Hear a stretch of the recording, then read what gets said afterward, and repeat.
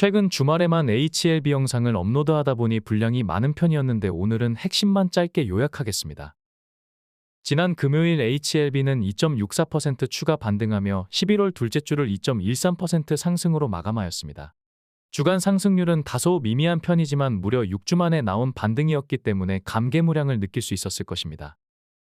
차트상으로는 저점을 다지고 3거래일 연속 반등이 나와주었기 때문에 추세를 돌릴 가능성이 있다고 할 수 있겠습니다. 지난주와 지지난주에 업로드했던 영상에서는 62,600원은 갭 지지와 일봉 지지력이 중첩되어 있기 때문에 지지력이 강력하다는 것을 말씀드렸습니다. 주봉으로는 7월 1일에 발생한 역대급 주간 장대양봉의 시가가 바로 밑에서 자리하며 지지력을 더욱 견고하게 해준다는 것을 강조드리기도 하였습니다. 이러한 이유로 갭 지지 하단인 62,600원은 이탈한다고 해도 페이크일 가능성이 있으며 반발 매수세가 조기에 유입될 수 있다고 말씀드렸는데 역시나 지난 목요일과 금요일 이틀 동안 62,600원을 반복적으로 터치하며 주요 거점까지 빠르게 회복하는 모습을 보여주었습니다.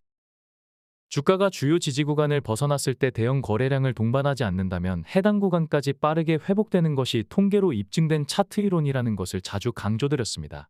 역으로 생각하면 해당 구간까지는 빠르게 회복되더라도 해당 구간의 지지력이 이제는 저항으로 변모했기 때문에 돌파를 위해서는 역시나 거래량이 필요한 상황이라고 할 수 있겠습니다. 11월 13일 장전 코멘트에서는 하락시 나온 도지형 일봉은 반등의 시그널이 되는 경우가 있다는 것을 전제하며 거래량이 미미한 것은 다소 아쉽지만 투심에는 도움이 될 것이라고 말씀드렸는데 역시나 소소한 반등을 통해서 기대감이 살아나면서도 거래량은 다소 부족했다는 것을 방증해준 모습이었습니다. 다음 주는 주요 거점이라고 강조드려왔던 62,600원을 시종가로 넘어서서 안착해주는 것이 중요하다고 할 수 있습니다. 거래량이 동반되지 않는다면 62,600원을 하회했을 때와 마찬가지로 일시적으로 넘어섰다 하더라도 빠른 되돌림이 나올 수 있기 때문에 거래량 증가가 중요하다고 할 수 있겠습니다. 수급별 매매 동향 차트를 보시면 외국인이 개인을 타겟으로 무려 21거래일 동안 이어왔던 엇박자 매매를 중단한 이후 최근 3거래일간은 동반 매도세를 보이고 있는 상황이며 기관이 4거래일 연속 순매수하는 등 기관 수급이 크게 증가했다는 것이 눈에 띈다고 하겠습니다. 외국인들은 CRL 이후는 물론이고 중장기 포지션에서 여전히 강력한 순매수세를 유지하고 있으며 기관은 외국인에 비해 물량은 협소하지만 모든 구간에서 순매수세를 늘려가고 있는 모습입니다. 개인들은 모든 구간에서 순매도세를 보이며 기관과 외국인과는 상반된 포지션을 취하고 있습니다. 외국인 보유 비중은 중요한 의미가 있다고 말씀드렸는데 여전히 주가가 조정받는 상황에서도 외국인 보유 비중은 지속적으로 늘어나며 역대 최고 수준에 육박하는 상황입니다. 2024년 외국인 매매 현황을 살펴보면 10월 11일 이후 일별 매수 규모는 다소 줄어들기는 했지만 연속적인 순매수가 늘어나면서 여전히 매수 우위를 유지하는 모습입니다. 2024년 개인 매매 현황을 살펴보면 일별 순매도 규모는 줄어들었지만 반복적인 매도 우위를 통해 전체 순매도 규모는 지속적으로 증가하는 추세입니다. 기관 투자자의 수급 규모는 외국인과 개인에 비하면 미미한 수준이지만 기관 수급을 주도하는 금융투자와 상징성이 있는 연기금의 동향은 주가 변곡에 영향을 주는 경우가 많기 때문에 주시할 필요가 있을 것입니다. 연기금은 구간별로 매수와 매도를 반복하고 있지만 최근에는 소소하게나마 연속 순매수세를 보이고 있으며 2024년 전체 순매수 규모는 여전히 압도적인 매수 우위를 보이고 있습니다. 기관 수급을 주도해왔던 금융투자는 최근 외국인과 개인 물량 대비 상대적으로 거래 규모도 커지고 순매수세 또한 증가하며 HLB 반등을 주도했기 때문에 추이를 주시해야 할 것입니다. 지난 금요일 우리 증시는 일본과 대만 증시가 상승하고 삼성전자가 급등했음에도 약보합으로 마감하며 여전히 글로벌 주요 증시 중에서 가장 취약한 상황이라는 것을 여과 없이 드러냈습니다. 우리 시장이 끝나고 열린 미증시는 연준 의장 발언의 영향으로 4대 지수 모두 큰 폭의 조정을 보였습니다. 파월 연준 의장은 현재 경제 여건은 금리 인하를 서두를 필요가 전혀 없다는 것을 보여준다라는 매파적인 발언을 하였는데 이 같은 영향으로 기술주와 성장주 위주로 약세를 보였습니다. 월요일 우리 시장 또한 연준 의장의 매파적 발언에 일부 영향을 받을 수 있겠지만 거시적인 시황을 분석할 때는 정책 이반자들의 발언을 고지고대로 해석하기보다는 발언 이면의 함의를 분석할 필요가 있을 것입니다.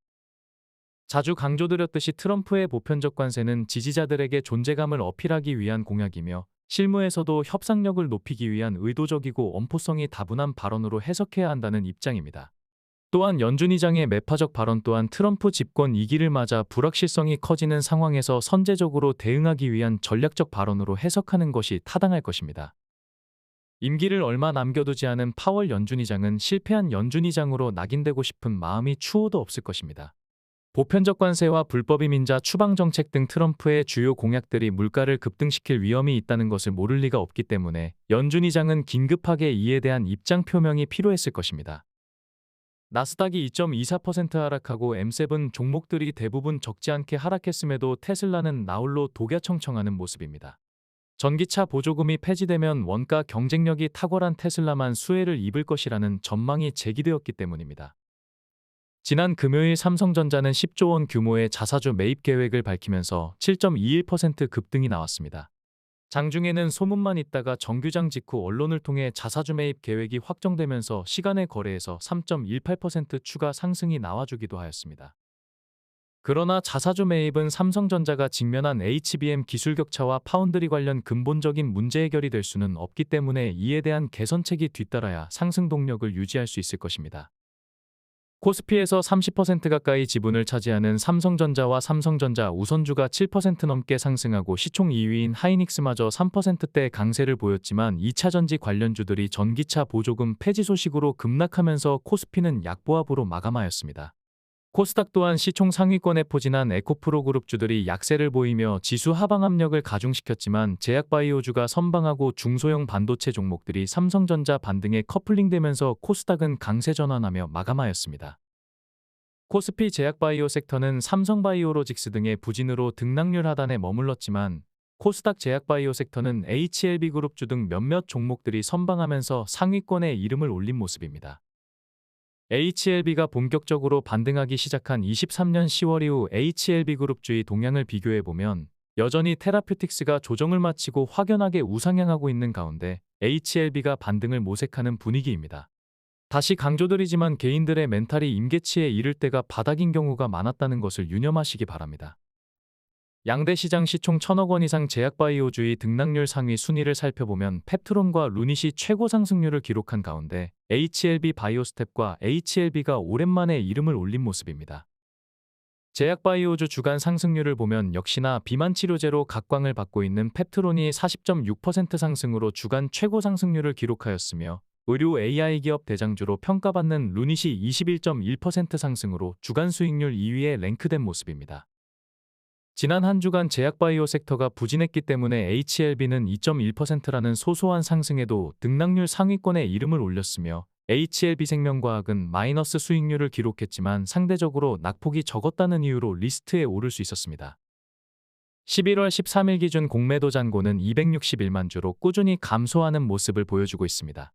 최근 공매도 세력들이 주가 하락에도 공매도 청산에 집중하는 모습인데 시장 조성자를 이용해서 제한적으로나마 공매도가 가능한 상황이지만 이들도 신약 승인 가능성에 두려움을 느끼는 모습입니다. 한 주간의 HLB를 총평하자면 주가는 소소한 반등에 그쳤지만 지난주 제약바이오 섹터가 적지 않게 하락했다는 것을 감안한다면 HLB의 반등은 상승률 이상의 의미를 부여할 수 있을 것입니다. 주봉상 강력한 지지력을 바탕으로 저가 매수세가 유입되며 추세 반등을 모색하는 것 또한 긍정적이라고 할 수 있으며 저가 매수를 주도한 주체가 개인이 아닌 기관 투자자라는 것 또한 의미를 부여할 수 있을 것입니다. 지난 영상에서도 강조드렸지만 어차피 갈 길은 정해져 있으며 잠시 돌아왔다고 이해하시면 마음이 편하실 것입니다. 하루하루 등락에 따라 일희일비하기보다는 큰 그림을 그리면서 연말 연초까지 멘탈을 잘 유지하시기 바랍니다. 출량파 멤버십은 추세와 파동을 활용한 변곡점 매매를 바탕으로 고점에서 익절하고 저점에서 재진입하는 것을 반복하며 적지 않은 추천 성과를 올리고 있습니다. 지난주 코스피가 5.6%나 하락하고 코스닥은 7.8%나 하락하면서 출량파 추천 종목 수익률 또한 조금 감소하기는 했지만 지수보다는 견조한 모습으로 꾸준한 수익률을 보여주고 있습니다. 2024년 양대지수가 약세를 보였음에도 출량파 추천 종목의 합산 손실률은 1727.3%이며 합산 수익률은 4162.5%를 기록하고 있습니다. 2024년 코스피가 8.6%나 하락하고 코스닥은 무려 21.4%나 하락했다는 것을 감안한다면 지수를 압도하는 투자 성과라고 할 수 있습니다. 출량파 멤버십은 3가지 플랫폼에서 운영하고 있는데 유튜브 멤버십에 가입하시면 일자별로 추천한 과거 추천 기록과 매매 일지를 하나도 빠짐없이 모두 확인하실 수 있습니다. 단기적인 성과나 몇몇 종목에 운 좋게 투자해서 얻은 성과가 아니라 다양한 종목에 분산 투자하면서 지속적으로 누적해왔던 추천 성과이기 때문에 보다 의미가 있다고 할 수 있겠습니다. 출량파 멤버십에 참여하시면 HLB 단기와 중장기 대응은 물론이며 출량파 최선 5주를 추천받으실 수 있습니다. 가입할 만한 여건이 되지 않은 분들은 매일 장전에 제공하는 장전 코멘트에만 참여하셔도 출량파 최선 5 섹터에 대한 힌트를 공유받으실 수 있습니다. 출량파 채널이 HLB 영상을 업로드하지 않을 때는 2824명의 구독자가 참여하는 텔레그램 장전 코멘트에서 글로벌 주요 시황과 함께 HLB 분석을 매일 무료로 진행하고 있습니다. 입장 방법은 고정 댓글에 링크나 더보기란을 참고하시기 바랍니다.